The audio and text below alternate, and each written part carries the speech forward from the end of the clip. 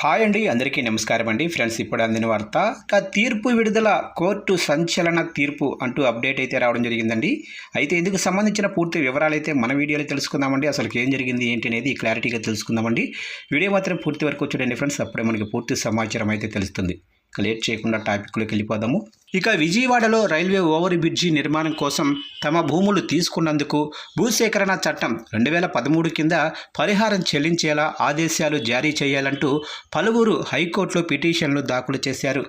ఈ మేరకు విజయవాడ గుణదల ప్రాంతానికి చెందిన పలువురు 2020-2022 ప్రాంతంలో రిట్ పిటిషన్లు దాఖలు చేశారు. ఈ సందర్భంగా ఈ భూమిలో తాము తమ పూర్వీకుల కాలం నుంచి ఉంటున్నామని తెలిపారు. దీనిపై హైకోర్టు కీలక వ్యాఖ్యలు చేసింది. అవును, విజయవాడలో రైల్వే ఓవర్ బ్రిడ్జి నిర్మాణం కోసం తీసుకున్న తమ భూములకు పరిహారం ఇప్పించాలని, తాము అక్కడ క్రమం తప్పకుండా ఆస్తి పన్ను కూడా చెల్లిస్తున్నామని, విద్యుత్తు కనెక్షన్లతో పాటు మున్సిపల్ వాటర్ కనెక్షన్స్ కూడా ఉన్నాయని, తాము భూమి లేని పేదలమని, ఇక్కడే చిన్న చిన్న వ్యాపారాలు చేసుకుంటూ జీవిస్తున్నామని, తమ భూములు తీసుకునేందుకు పరిహారం చెల్లించేలా ఆదేశాలు జారీ చేయాలని, తమకు న్యాయం చేయాలని న్యాయస్థానానికి కోరారు. ఇక దీనిపై రెవెన్యూ కార్పొరేషన్ అధికారులు కౌంటర్ దాఖలు చేశారు. ఈ సందర్భంగా పిటిషనర్లు ప్రభుత్వ భూమిని ఆక్రమించారని, రెవెన్యూ రికార్డుల ప్రకారం అక్కడ శ్మశాన వాటిక, కాలువ ఉన్నాయని తెలిపారు.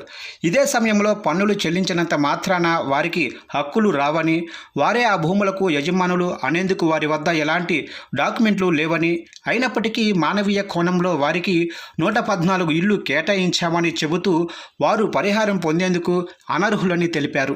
ఇక ఈ సమయంలో ఇరుపక్షాల వాదనలు విన్న న్యాయమూర్తి జస్టిస్ హరినాథ్ గారు ఈ భూ యజమానులు, ప్రభావిత కుటుంబాలకు సముచిత పరిహారం అందించడానికి భూసేకరణ చట్టం 2013ని తీసుకొచ్చారని, భూమి కోల్పోయిన వారు నిరాశ్రయులవ్వకుండా వారి స్థితిగతులను మెరుగుపరచాలన్నది ఆ చట్టం ఉద్దేశమే తప్ప అది అక్రమదారుల ప్రయోజనాల కోసం తెచ్చింది కాదని, చట్టబద్ధ యజమానులు మాత్రమే ఈ చట్ట ప్రయోజనాలకు అర్హులని అన్నారు. ఇదే సమయంలో ప్రభుత్వ భూమి దశాబ్దాలుగా అనుభవంలో ఉన్నప్పటికీ దానిని ఆక్రమించిన వారు ఆక్రమణదారులే అవుతారు తప్ప చట్టబద్ధమైన యాజమాన్య హక్కులున్న వారితో సమానంగా పరిహారం కోరజాలని తేల్చి చెప్పేశారు. ఈ సందర్భంగా పిటిషనర్లు దాఖలు చేసిన పిటిషన్లను కొట్టివేశారు.